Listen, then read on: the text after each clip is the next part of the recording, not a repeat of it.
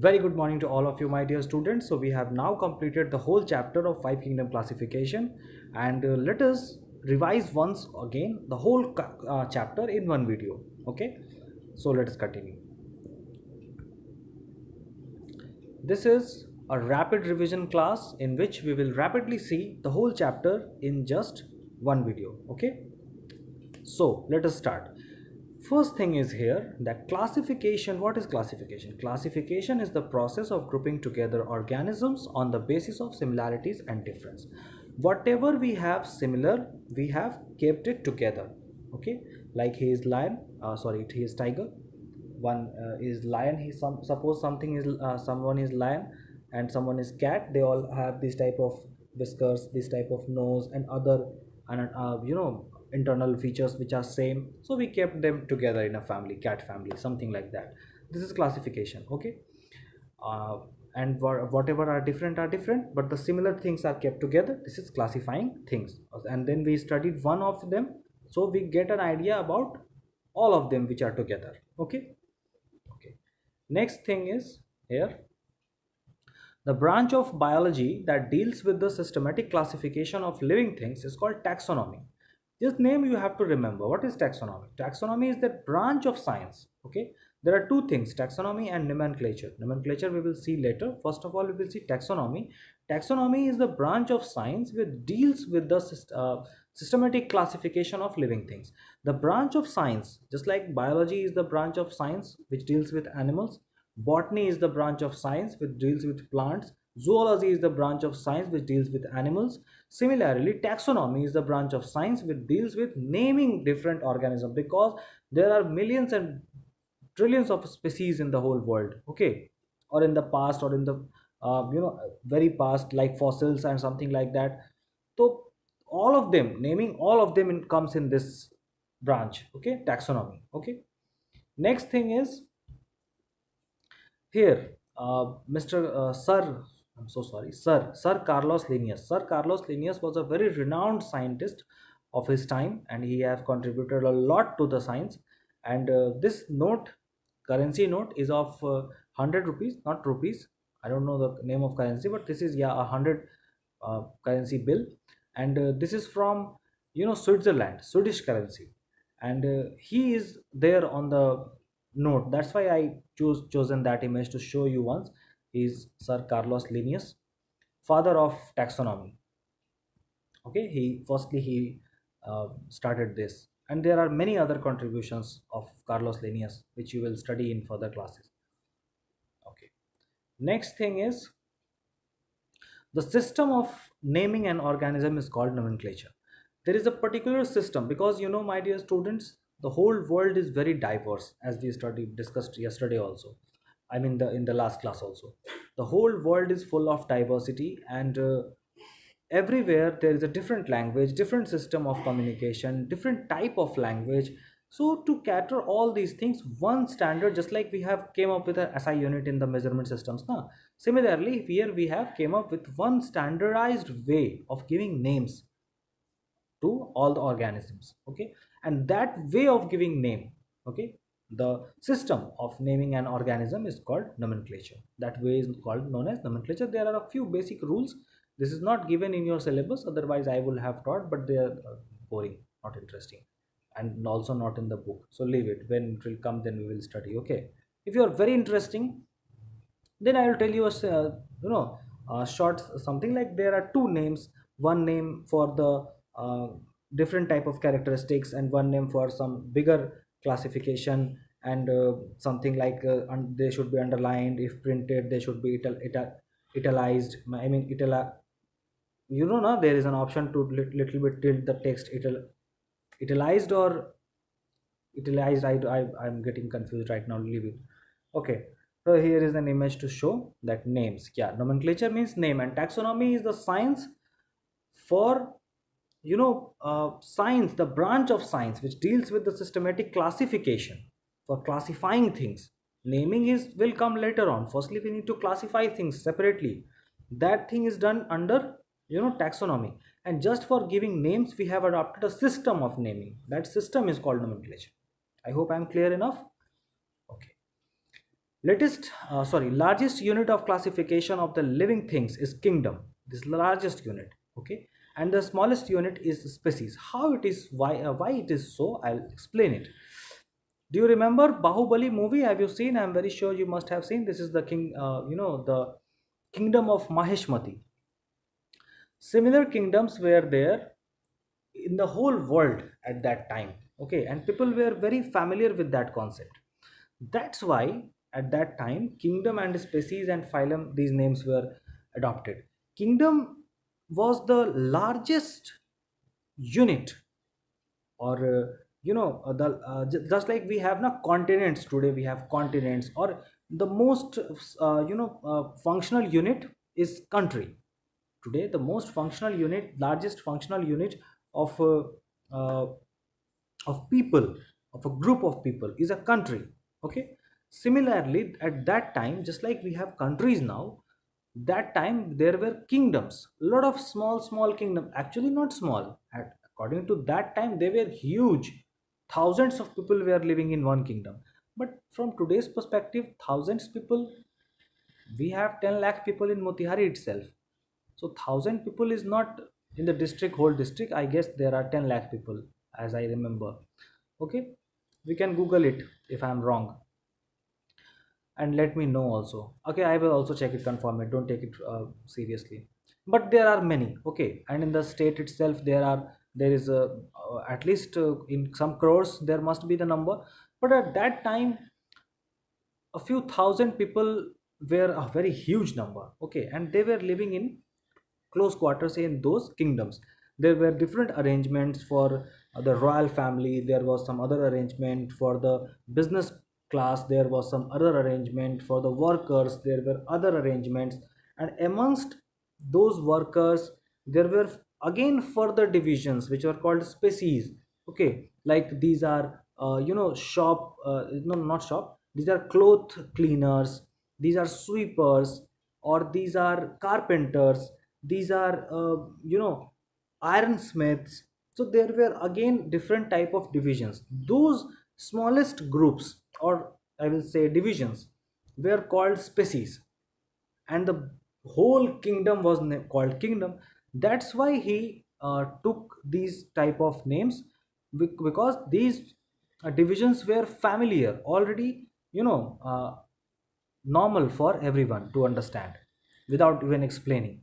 Nowadays, if I'll tell you that the whole animal kingdom is divided in five continents, you will get it quickly. Okay, five continents, and then we have countries. Okay, yes, then we have countries, and then we have states. Yeah, then we have states, and then you will automatically say then we have districts and cities.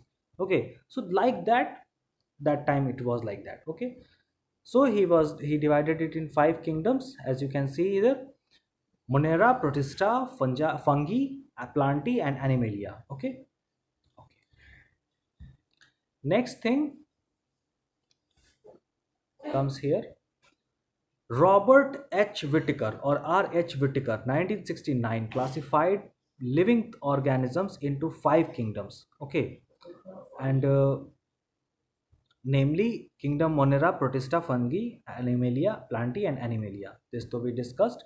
Let's see one image also: Monera, Protista, Fungi, Plantae, and Animalia. Okay, we have seen different videos on all these five kingdoms. Okay, लेकिन get the to get an idea, in the last of this chapter there is one rapid revision. We will see all the concept points. Kingdom Monera includes single-celled prokaryotic organisms. This organism include all bacteria. So what are prokaryotics? Prokaryotics simply means the internal organelles of the cells will not be membrane bounded. They will simply be there mixed up in the surrounding. Okay, the cytoplasm itself. The liquid which is present in the cell is called cytoplasm, and there are organelles. In us, or in him, or in other organisms, the cell membranes, the inside cell organelles are bounded in membranes. Okay, well protected, managed, good, well managed. But in prokaryotes they are lacking because they were primitive. They were formed earlier, so these type of features were not there in those cells. Okay, kingdom Monera, and it includes mostly all the bacteria. So bacteria's kingdom Monera. Okay, they have cell walls. Okay, instead of those membranes, most of the bacteria have cell walls. Okay, the size of a bacteria may vary from zero point 0.2 to 100 microns. 1 micron is equals to 1 by 1000 millimeter. Okay, so 1000 microns means 1 millimeter. Okay, you know 1 millimeter. I don't have a scale right now.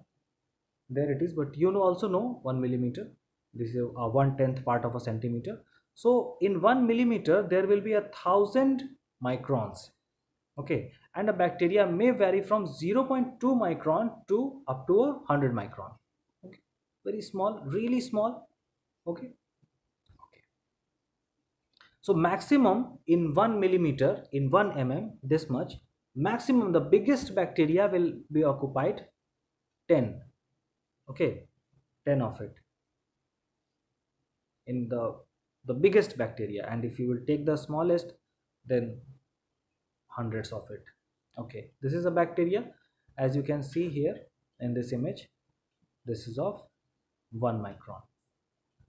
Okay, there are different shapes of bacteria. Depending on the shape, bacteria can be of four types, namely cocci, bacilli, spirilla, and vibrio. This is all we have discussed. Here is an image also. In this image we can see three types of bacteria: cocci, bacilli, and spirilla. Okay, and we missed what? We missed vibrio. Okay, vibrio is comma shaped, small bacteria like this. Okay, and spirilla is spring shaped. Okay, bacilli is rod shaped, and cocci is circular, spherical. Okay, next thing is that a typical bacterial cell consists of cell wall, cell membrane, and cytoplasm. Okay, cytoplasm is there, which is the liquid present in the cell, fluid present in the cell, and other organelles are simply present there, not well bounded in membranes. Okay, and there is cell wall and cell membrane both. Simply cell wall, whenever there is cell wall, there must be cell membrane. Cell membrane is a must to have in all the cells. All the living cells will have cell membrane. This is must. Cell wall could be or could not be present in that cell. So bacteria have cell wall, but it doesn't mean that it will lack cell membrane. Here is a diagram of bacteria. I have shown this diagram in the first video also. I mean the video in which I have taught bacteria, but let's see it once more. There is cell, the yellow structure which is on the outside is cell wall. This is plasmid DNA, ignore it. This is flagella, you can also ignore it for now. There is cytoplasm and there is bacterial DNA. This blue part is cytoplasm and there is bacterial DNA. Cell membrane is also not highlighted here, but the black lining present uh, next to the inside the blue yellow lining, or outside, just outside the yellow blue liquid, is cell membrane. Okay, okay. Next thing we have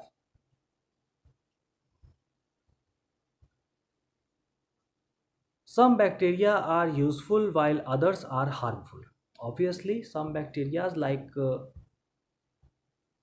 this is very useful. Okay, like the name of bacteria is lactobacillus. It helps to turn milk into curd, and it tastes delicious, isn't it? I just love curds. Okay, that's why I have found this very beautiful image of curd. Oh my god. Okay, so curd making is done by bacteria. So bacteria are very useful for this instance.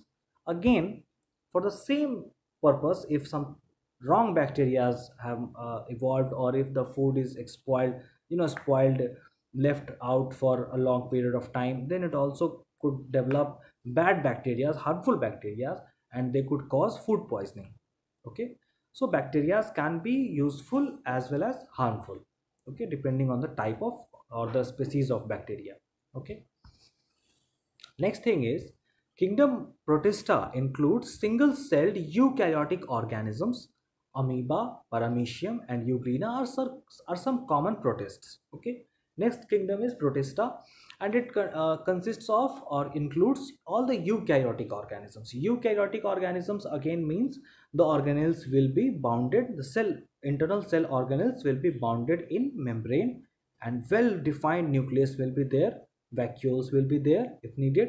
Okay, and these are some examples like amoeba, paramecium, euglena. Okay. Okay, this is an beautiful image of a paramecium. As you can see here, all the organelles are bounded in membranes. Okay, and the structure is very beautiful with a lot of cilia. Okay, and euglena have flagella and these things. Okay, amoeba is a unicellular and free living animal found in freshwater bodies. Its shape keeps changing because of the formation and withdrawal of pseudopodia.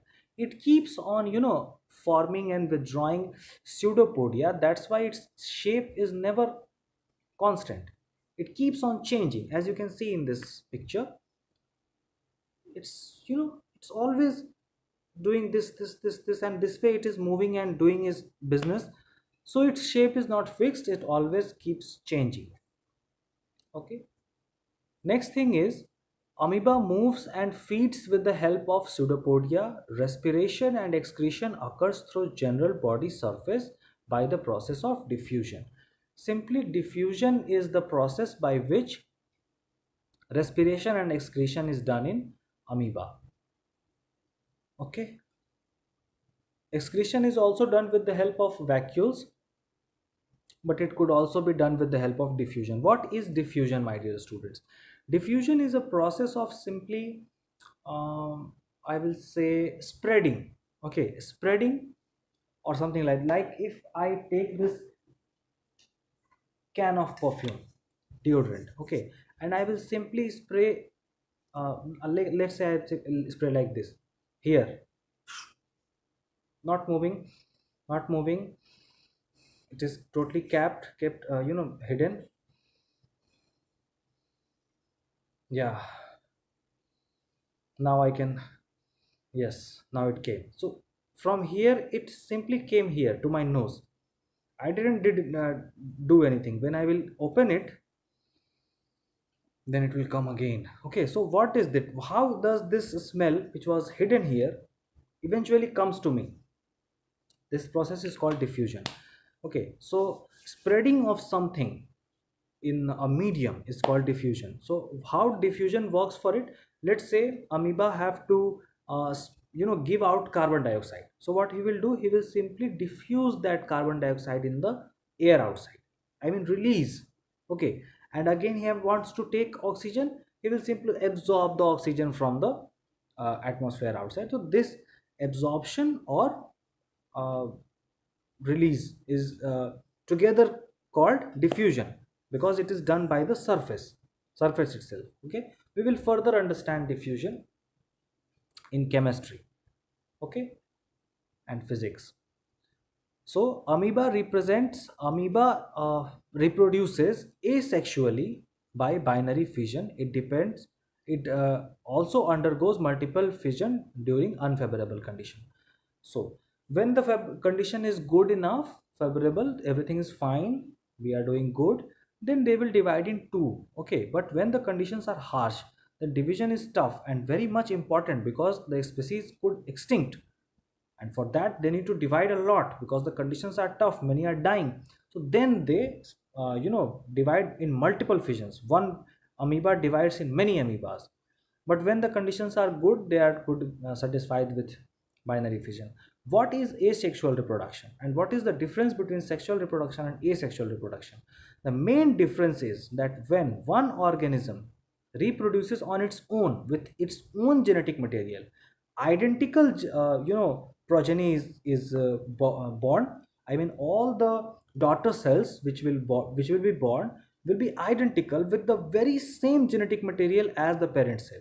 But in sexual reproduction, genetic material is, inter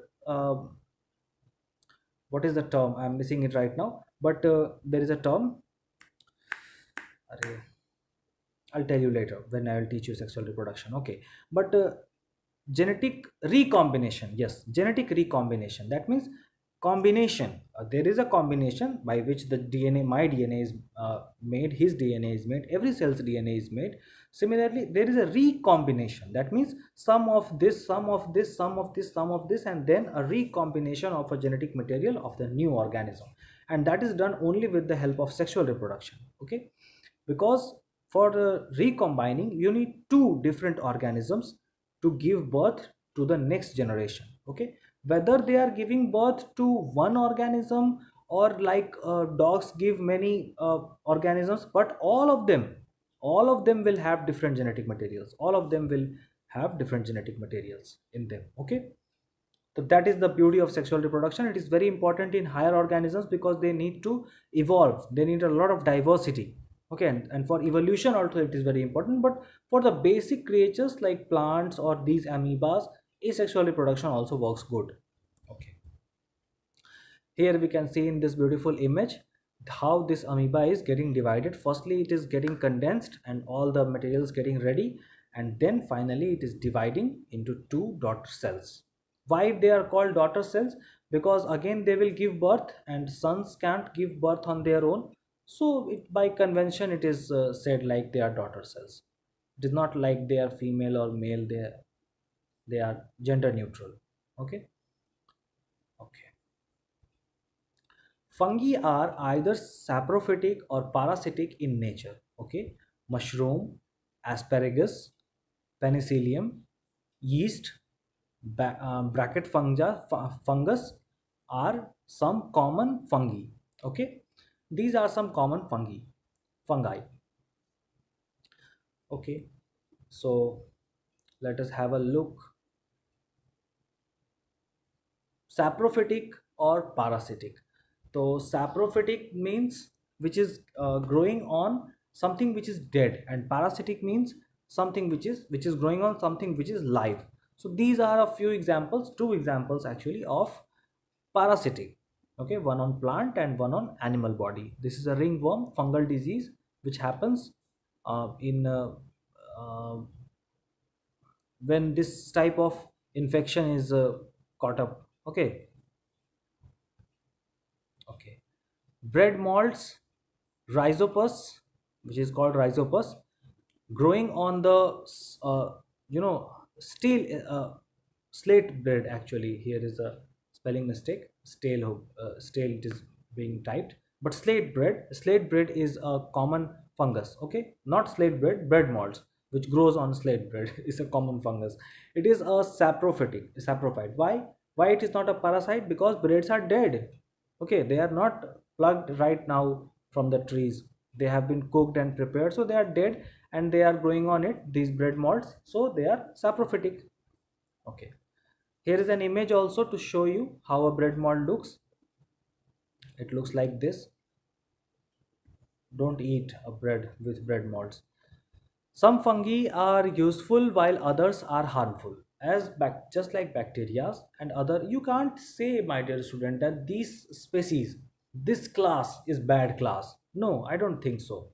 There are always some good and some bad aspect. This boy or this girl is a bad boy or bad girl. No, there must be something which is bad, which is right now in front of me. That's why I'm saying bad. But there must be a lot of things which is good there. Okay, so we need to find the good characteristics of everyone and try to enhance the good, whatever good he or she may have, and try to, you know, uh, leave those areas, or turn those areas which are dark behind, just like the moon does or the earth does. Okay, the dark side is always faced back, and the bright side we should focus on that, and we should work on that. Whatever good we have, we should work on it. Okay. Okay, and also we should try to improve whatever is bad in amongst us, but thinking about the bad aspect is not a good idea according to me. Think about the good aspect, whatever is good you have, and work on it. So fungi, they have a lot of good things. They have a unicellular group of species of there is a unicellular species of fungi which is called yeast, and it is used to make all the delicious South Indian foods. Okay, the process is called fermentation. Have you ever prepared dosa or idli or something like that at your home? If you have seen anyone doing that, you must have seen that they keep the keep make the dough one day earlier and put some yeast on it, and then it is left overnight, and in the next morning you will see that the whole dosa is fermented, and it becomes, okay, and it becomes very yummy. Okay, in other words, it becomes very yummy. And then we have this. Okay, this is mushroom chili. Mushrooms are also a group of fungi, multicellular fungi. And I want to skip this slide because I'm really hungry right now. Okay. Kingdom Plantae includes multicellular autotrophic organisms. This is all we know, that Kingdom Plantae includes multicellular autotrophic organisms, the most, I will say, purest and natural that I have told you earlier also. But yeah, plants are very good. One thing I'll tell you interesting about plants, that plants are a continuous system of water flow. Okay, continuously they are absorbing water, bringing them up and releasing, using them and releasing the rest from their stomata. This is done continuously. If a plant stops, like the if the flow, this continuous pull of water, which is, like continuously pulled, if this is stopped, that plant will die. If a plant is dead, that means that water which was going up is stopped. Just like we have now that heartbeat is stopped, that means the human or animal is dead. Simply plant have their beat like water in that water. If that continuity is broken, it will die. So let us go further. Plants contain a green pigment called chlorophyll, which allows them to prepare their own food in presence of sunlight. Sunlight and sunlight, carbon dioxide, water, and carbohydrates and oxygen is produced. Oxygen is the byproduct, and carbohydrates is used. Byproduct means plants don't need oxygen, but they are prepared in meanwhile doing that. So they excrete it. These are the excretory products, very useful excretory product for us. Okay. I don't know I should tell you this or not, but I read somewhere, I accidentally remembered it, so I will tell you. You decide whether it was right or wrong. But someone, in a funny way, in a meme, they, I don't know who, but I have seen it somewhere, that plants are giving us oxygen to decompose us. Okay, so that finally one day we all get decomposed, and they can use us as nutrients.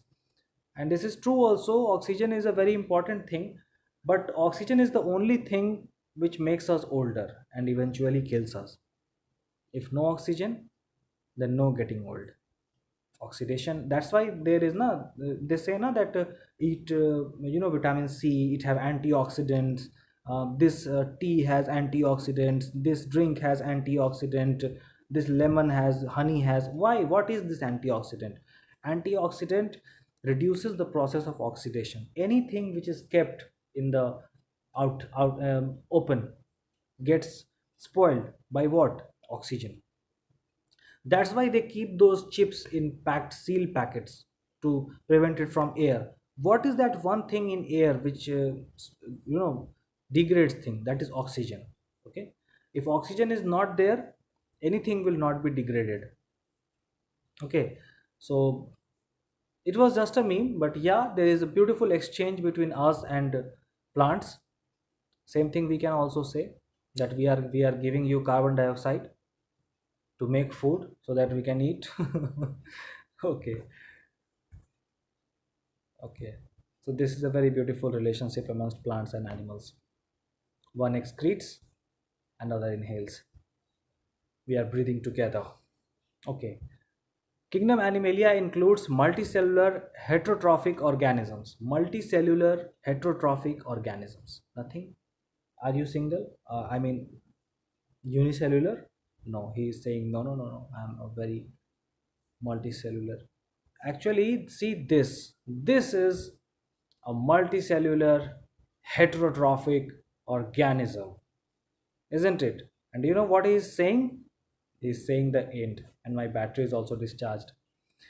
Okay, so this was the end. I'm not describing animals a lot because I'm not going in details with the animals, because the next chapter, the whole chapter is dedicated to animals, so we will go in details in that chapter.